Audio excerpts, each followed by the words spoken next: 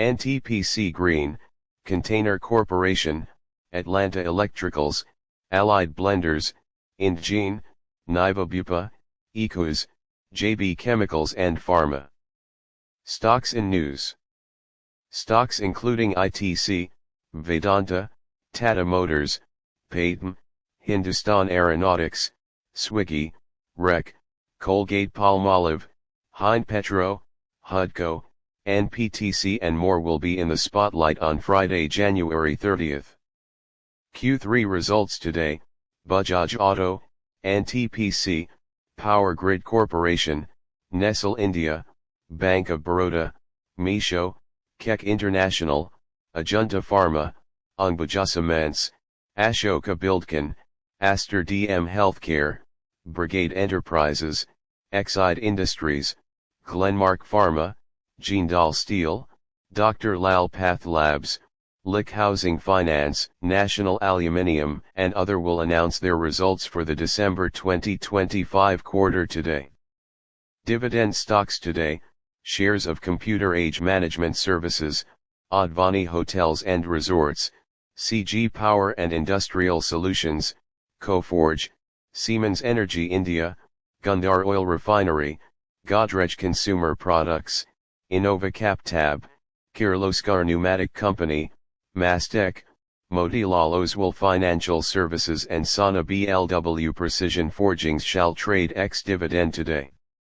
Corporate actions today: shares of Arunis Abode, Capricorn Systems Global Solutions, D&H India and Galactico Corporate Services shall trade ex-date for rights issue today, while shares of Matrimony.com shall trade ex-date for buyback today. Housing and Urban Development Corporation, the state-owned financial services player, reported a 3% YoY growth in net profit at 713 rupees crore, while its net interest income rose 4.2% YoY to 1024 rupees crore. The company board approved an interim dividend of 1.15 rupees per share, fixing February 7 as the record date for the same. NTPC Green Energy, the state-run renewable energy player, reported a 73.4% YoY crash in the net profit at 17.5 rupees crore, while revenue grew 29.3% YoY to 653.3 rupees crore for the October-December 2025 quarter. Joint venture companies' loss stood at 31.95 rupees crore for the quarter.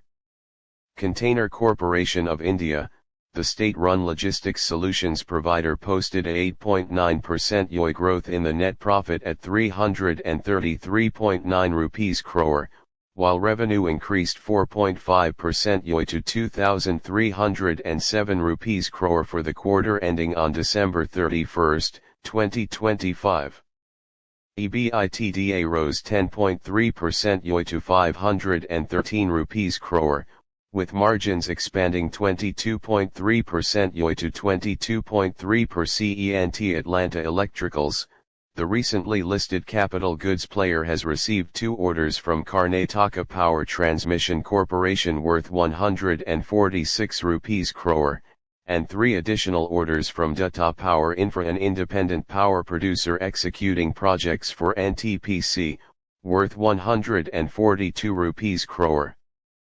Allied Blenders and Distillers, the brewery maker, reported a net profit at 64 rupees crore, up 10.9% YoY, while revenue from operations inched up 2.8% YoY to 1,004 rupees crore for the December 2025 quarter. EBITDA rose 14.1% YoY to 137 rupees crore, while EBITDA increased 135 bps to 13.6% for the given quarter. Indegene, the pharma player, reported a net profit at 102.9 rupees crore, down 6.2% YoY, while revenue stood at 942 rupees crore, jumping 30.8% YoY for Q3 FY26. EBITDA rose 21.9% YoY to 159.9 rupees crore, but margins narrowed to 17% for the quarter. Niva Bupa Health Insurance, the standalone health insurance player, reported a net loss of 87.6 rupees crore even after a 54.7% YoY jump in the gross premium written to 2,231.3 rupees crore in the December quarter. Net premium written jumped 53.3% YoY to 1,766.7 rupees crore for the quarter. Aequs, the recently listed engineering player, reported a net loss of 42.6 rupees crore even as the revenue improved 51% YoY to 326.2 rupees crore for the October-December 2025 period.